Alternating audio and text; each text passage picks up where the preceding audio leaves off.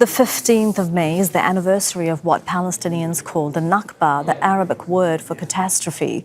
The day after a British colonial mandate over Palestine ended in 1948 and Israel declared itself an independent state built on Palestinian land. Over 77 years, Nakba has taken many forms.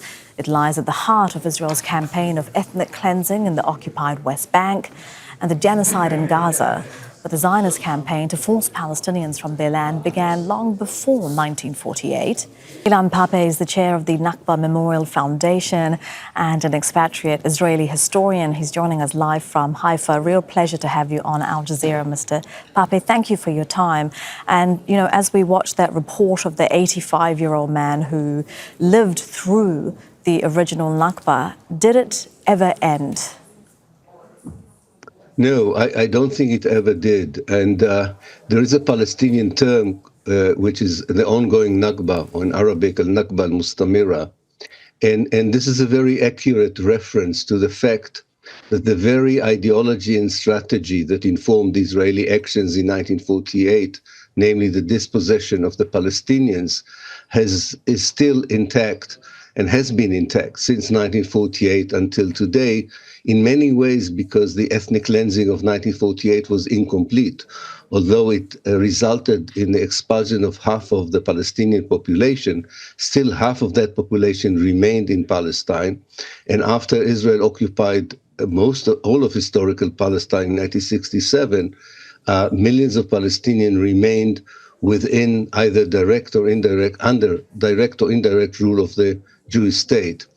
And therefore, since this is still an impulse of Israel to try and have as much of Palestine as possible, with as few Palestinians as possible, the Nakba, unfortunately, continues. Of course, it changes its forms and manifestations over the years. We have ethnic cleansing in 1948, and now we have genocide in Gaza. But the impulse, the ideological impulse, is the same, and the impact on the Palestinians is the same in the last 77 years. And of course, the ideological impulse and the impact that you're describing are all international crimes, such as ethnic cleansing, genocide. Amnesty International has said that the crimes committed in 1948, that it draws haunting parallels to Israeli forces' actions since October 7th. As a historian, how do you see the situation now for Palestinians, whether it's in Gaza or the West Bank, in the larger context of the past 77 years?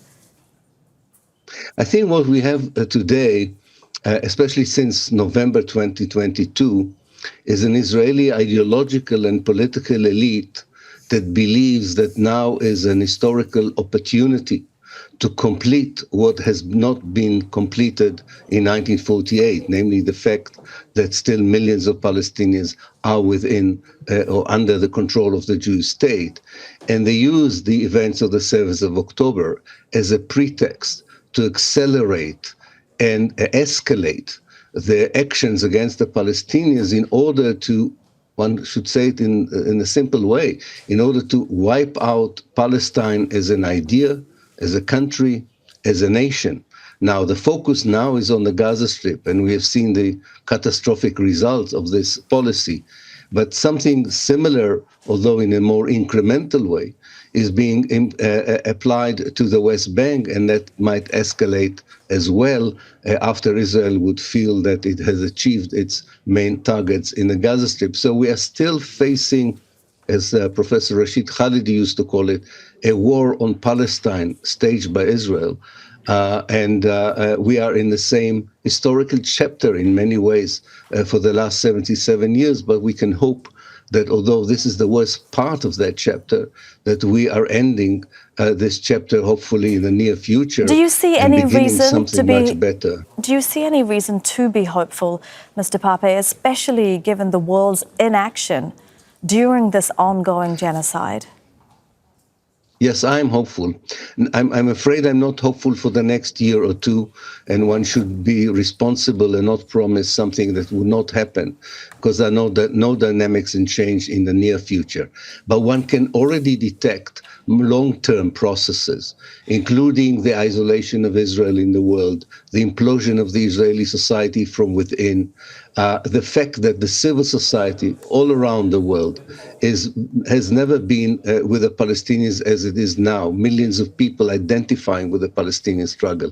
Now, this takes time to mature before it influences policies from above.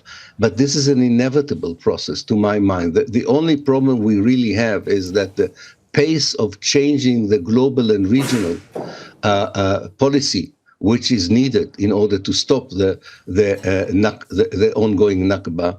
That process is very slow compared to the very quick pace of destruction that Israel inflicts on the ground. We have to find a way of narrowing the gap between the two paces of change.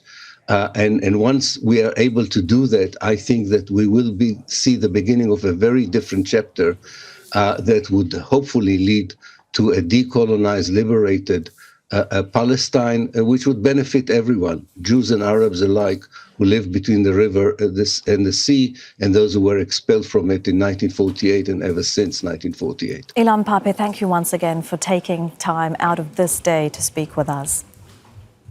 Thank you very much for having me. Thank you. Make sure to subscribe to our channel to get the latest news from Al Jazeera.